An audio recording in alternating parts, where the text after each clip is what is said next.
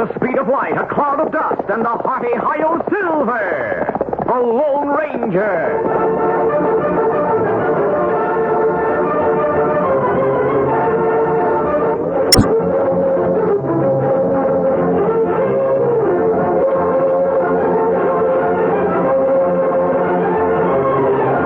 Faithful Indian companion Tonto, the daring and resourceful masked rider of the plains, led the fight for law and order in the early western United States. Nowhere in the pages of history can one find a greater champion of justice. Return with us now to those thrilling days of yesteryear. From out of the past come the thundering hoofbeats of the great horse Silver. The Lone Ranger rides again. Come on, Silver. Let's go, big fellow. I am Silver. Hooray!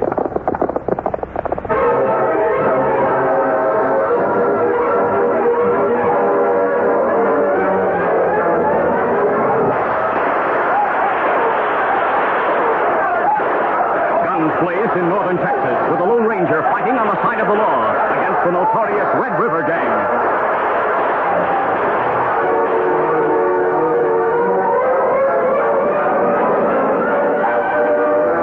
Was smashed, and all but 3 of the outlaws captured. The leader, Baldy Burley, and 2 of his henchmen escaped. After the trial and conviction of the prisoners, 3 men met in the big ranch house on the Bar M spread. The owner, a white-haired man known as Pop Madison, wore a grim expression as he talked to 2 of his foremen. Boys, as far as the Red River Gang is concerned, we're through. What are your plans from now on, Baldy? What'd you call me, Jake? Oh, I meant to say Mr. Madison. Well, don't make another slip like that. You and Steve have got to forget you ever heard of Baldy Burley. It was just a mistake. Mistakes can be mighty costly. Like the one that tipped off the Lone Ranger where to ambush the boys. Well, you can't blame me for that. I'm not. I'm just saying that I'll not tolerate any more mistakes. Remember that, Jake. I'm not the only one. What's that you said? You made a couple of mistakes yourself, boss. For instance, the time you walked out of the house without your wig. I did that just once. That would have been once too often. If one of the other men around the ranch happened to see you. Oh, what's use arguing? We'll be careful from now on, boys. You'd better be. Just remember, if the law gets me, you'll both be exposed as the go-betweens. If I hang, you'll hang with me. Yeah, we know that, boss. What are we going to do now that the gang's broken up? Sit tight. I'll go on running the ranch. You boys go on as foreman. Well, aren't you going to start a new gang? Not right away. Do you mean that Steve and I are to work for the pay of foreman? That won't hurt you. You each got a cut of all the jobs we did. You've got money put aside. That's for past work. I'm talking about the future. Yeah, maybe I'll start up a new gang someday. Someday? We'll have to go on our own unless we can make some real money. All right. I'll give you 2 a chance to earn real money. How? Square things for the boys who are slated to hang. What do you mean? Get the Lone Ranger and Tonto. Oh, so that's it. You mean kill him? Yeah. For how much? $1,000 for Tonto and $5,000 for the Lone Ranger. If you do it right. Do it right? What do you mean by that? All right, I'll tell you. If the Lone Ranger is murdered, there'll be a hullabaloo that'll be heard from here to both coasts. Every law dog in the country will be hunting the killers. Yeah. There'll be sheriffs, marshals, federal men, and bloodhounds. No matter how careful you are, you might leave a clue or track that could be run down. So I don't want it to look like a murder. You're asking us to take a mighty big risk for a measly $5,000. There'll be no risk at all if the Lone Ranger's death looks like an accident. That makes sense. How do we make it look like an accident, boss? I haven't decided. I'll have to think it over. First of all, you've got to locate the Lone Ranger. If you find him, let me know. By that time, I'll have the details of a plan worked out. During the months that followed, the Lone Ranger and Tonto traveled many miles, but learned nothing that would lead them to the hideout of the leader of the Red River Gang. Finally, they returned to northern Texas and camped in the woods. Tonto rode into the nearby town of Tebbetsville for supplies. And as he tied his horse in front of the store, he hadn't the slightest suspicion that Baldy Burley's 2 henchmen sat in a cafe across the street. Steve, do you know how long the boss figures on staying in town? Well, he didn't say. But I'll expect he'll be ready to go back to the ranch as soon as he's finished his business. is in the bag. He'll meet us here in the cafe. Has he said anything to you about organizing a new gang? No. I wish he'd get going. I'm fed up working for ranch wages. So am I. And I told him so. What'd he say? Oh, not much. He gave me that cold-eyed look of his and told me to find the Lone Ranger if I wanted some easy money. I'll find a Lone Ranger. Be easier to find a flying buffalo or a talking horse. I don't get some big money. No. Boss just came in. He looks excited about something. Hey, Jake. Steve. Here's the chair, boss. I have news for you, two. Look through the front window. All I see is the street, same as usual. Do you see the paint horse in front of the store across the street? Yeah, what about it? The owner of that horse is in the store. He's an Indian named Tonto. You mean the Lone Ranger's pal? The same. You sure, boss? I ought to know. I've seen him plenty of times. Then the masked man must be nearby. I bet we can find him by following Tonto. Then what'll you do? Shoot it out with him? Well, We'd capture him. You two wouldn't have a chance of capturing him. And if you shot it out and got him, you'd have a murder manhunt started. That's the thing we've got to avoid. As I told you before, the death of the Lone Ranger and Tonto must look like accidents. You told us you had a plan worked out. I have. Let's hear it. Follow Tonto openly when he leaves town like you're going in the same direction. When you're sure no one's nearby, close in and capture him. Take him to that old abandoned shack at the foot of Gray Mountain. It's a mighty desolate place. Yeah, it's a dangerous place. A landslide would probably crush the cabin and kill anyone who happened to be sleeping there. There was a landslide on Gray Mountain a couple of years ago.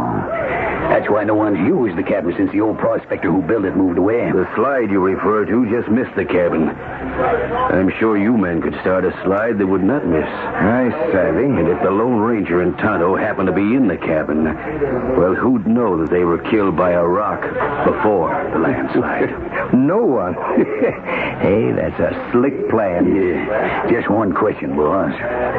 There'll be no problem getting Tonto there. But what about the Lone Ranger? He'll go there of his own accord. Here's how you'll work it. A short time later, Tonto left town with his saddlebags bulging. He had ridden less than a mile on his way back to the Lone Ranger's camp when he heard horses overtaking him. He looked back and saw two men, one of whom raised a hand and shouted, Hey, wait a minute! You forgot something! Oh, Scout. Oh, fella. Tonto saw no reason to be suspicious of the strangers. Halting his horse, he waited as Jake and Steve approached and drew rein, one on each side of Scout.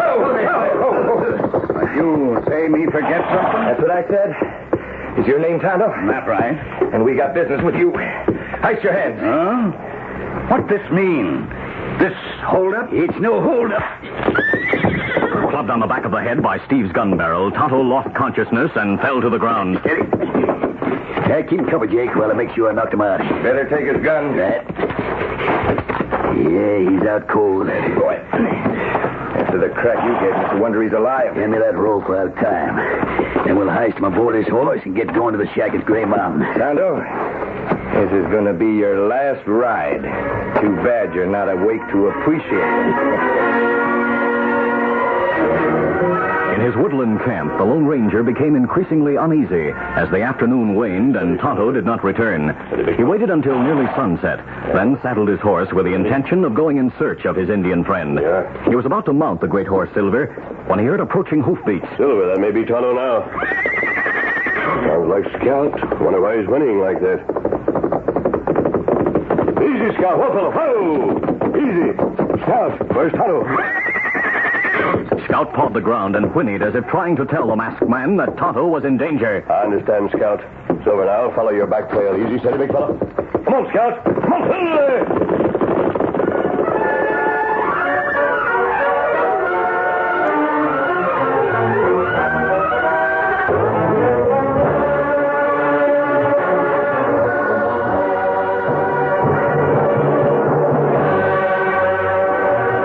To continue. While twilight deepened to darkness and a half moon rose above the horizon, Scout maintained a steady pace in a direction away from town and toward a range of mountains, and the masked man followed on Silver. Come on, Silver! Meanwhile, Tonto lay bound and gagged inside the shack near the base of Gray Mountain.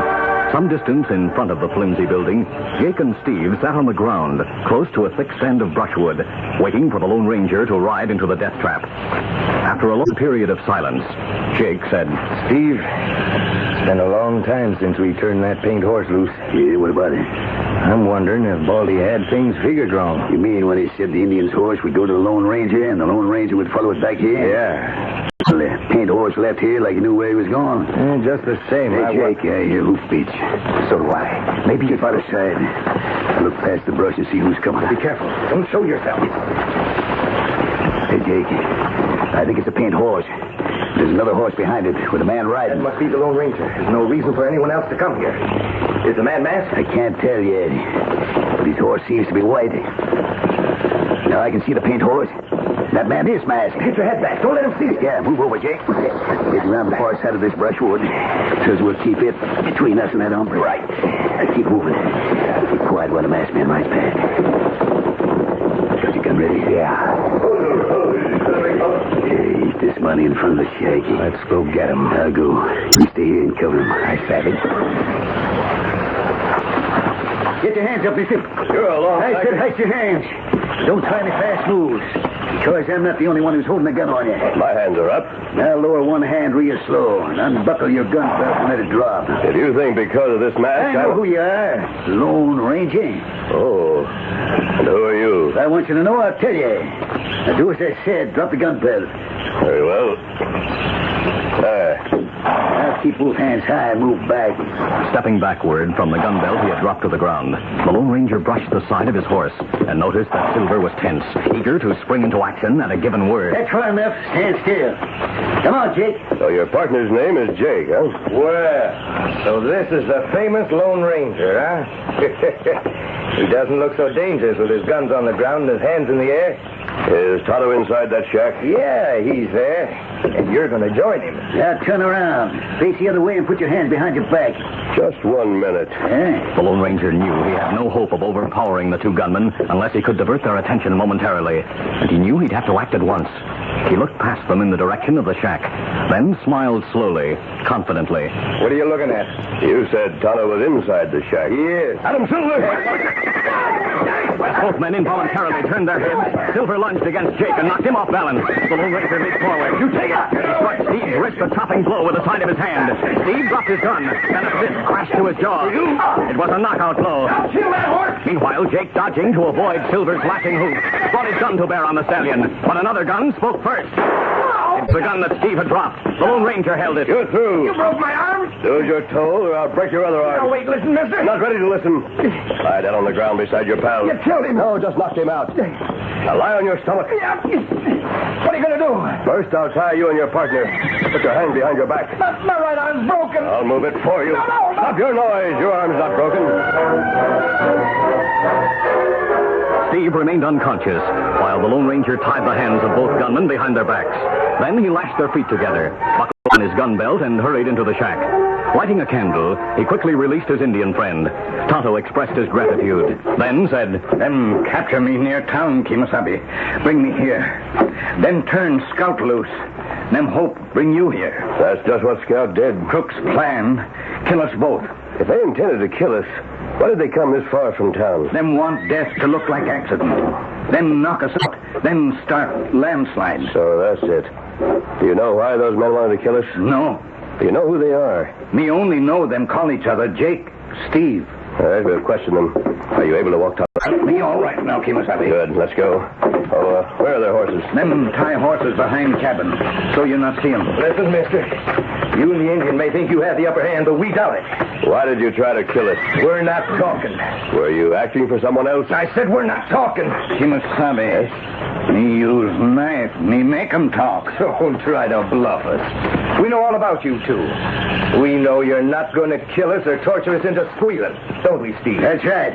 You seem to be well informed. We are. This is one time, mister, when your principles have backfired. You can't make us talk. You can't prove we had any intention to hurt you.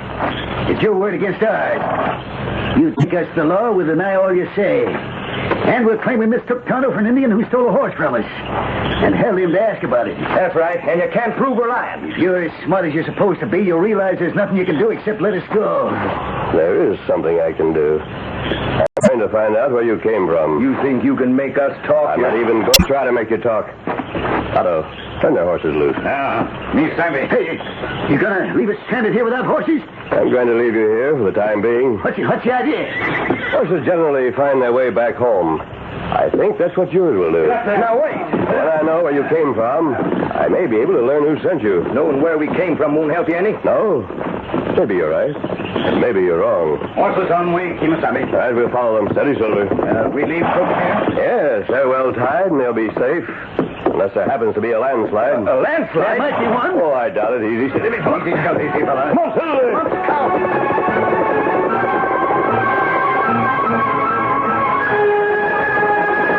The first light of dawn could be seen in the eastern sky when the Lone Ranger and Tonto followed the horses of Jake and Steve onto the Bar M Ranch. Steady, big fella. The horses are home, Tonto. You know who owned Bar M? Yes, a white-haired man known as Pop Madison. He's been here for years. You speak to him? Yes, we'll see what he knows about Jake and Steve. Into the house with me.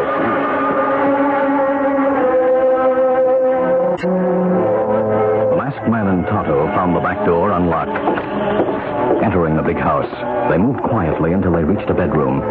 In the faint light coming through a window, they saw a man asleep. Light that candle, Tonto. The sleeper's hair was snow white, but strangely disarranged. Tonto, he's wearing a wig. That's right. Tossing in his sleep, he moved it to the side of his head. Hold that candle close. Let's see what he looks like without the wig.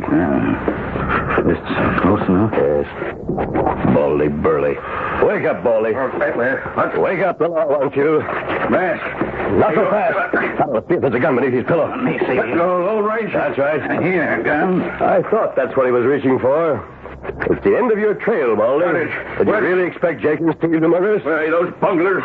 You had a good hideout, Baldy. No one suspected that you and Pop Madison were the same man. You might have posed as a law-abiding rancher for the rest of your life if you hadn't trusted Jake and Steve. Those squealing double-crossers. They'll pay for this. I've got evidence in my strong box that'll hang them both. And the law has evidence that'll hang you. Get dressed. They're taking you to the sheriff. I'll never be taken alive. You son of a back. You? There's no use trying to break away. You're through. Now stand up and get dressed, unless you want to be jailed in a nightshirt.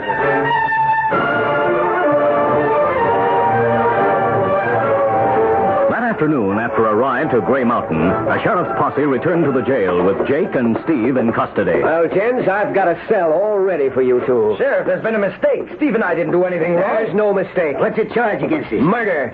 And we got the evidence from Baldy Burley. Baldy? And there he is, boys, in the cell across the corridor. Baldy. Yes, it's me.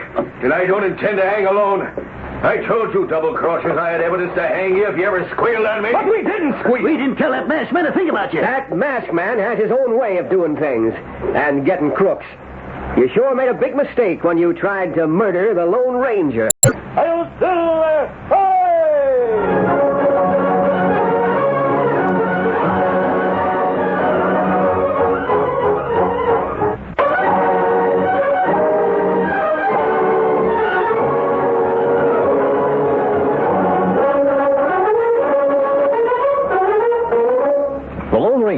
Copyrighted feature of the Lone Ranger Incorporated is produced by Trendle Campbell Muir Incorporated. The part of the Lone Ranger is played by Brace Beamer. Your announcer, Fred Floyd.